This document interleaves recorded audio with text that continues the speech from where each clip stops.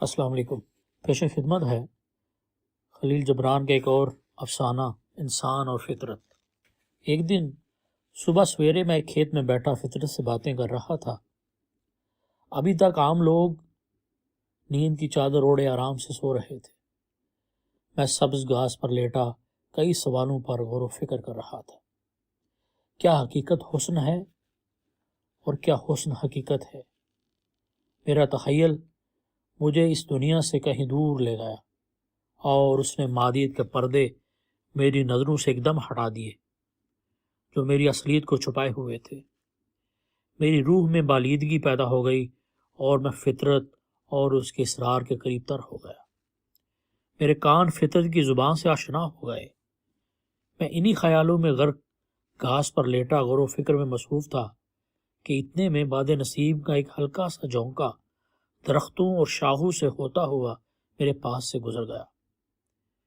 میں نے اس جھونکے کو ایک بھولے بھٹکے یتیم بچے کی طرح آہیں بھرتے سنا۔ اے باد نصیب، تو آہیں کیوں بھرتی ہے؟ میں نے پوچھا۔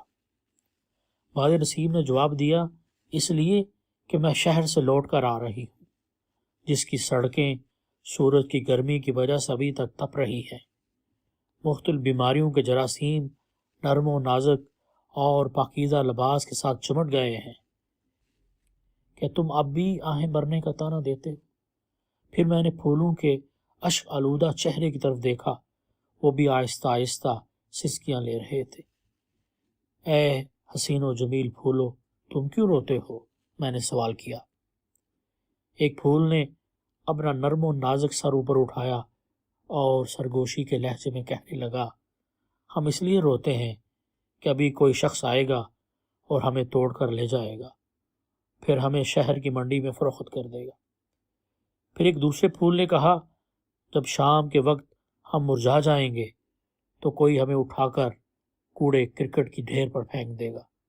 ہم اس لیے روتے ہیں کہ انسان کا ظالم ہاتھ ہمیں جلا وطن کر دیتا ہے۔ پھر میں نے ندی کو بیوہ کی طرح آہوزاری کرتے سنا جو اپنے اکلوتے بچے کی موت پر ماتم کر رہی ہو۔ اے پاکیزہ پانی کی پیاری ندی، بھلا تو کیوں روتی ہے؟ میں نے ہمدردی سے سوال کیا۔ یہ سن کر ندی نے کہا، میں اس لیے روتی ہوں کہ انسان نے مجھے شہر جانے پر مجبور کر دیا ہے۔ وہ مجھے گندی نالیوں میں ڈال کر میری پاکیزگی کو ملوث کرتا ہے اور میری صفائی قلب کو نجاست سے پلید کرتا ہے۔ اور پھر میں نے پرندوں کو بھی آہیں بھرتے سنا اور میں نے پوچھا، اے پیارے پرندوں، تمہیں کیا دکھ ہے؟ تم کیوں آہیں بھرتے ہو؟ ان میں سے ایک پرندہ اڑ کر آیا اور میرے نزدیک آ کر درخت کی شاخ پر بیٹھ گیا اور کہنے لگا، ابن آدم ابھی مہلک ہتھیاروں سے مسلح ہو کر اس کھیت میں آ پہنچے گا اور ہم پر اس طرح حملہ آور ہوگا جیسے ہم سچ مچ اس کے دشمن ہیں۔ اس وقت ہم ایک دوسرے کو الوداع کہہ رہے ہیں کیونکہ ہم نہیں جانتے کہ آج شام کو ہم میں سے کون کون صحیح و سلامت گھر لوٹے گا اور کون کون موت کا شکار ہو چکا ہوگا۔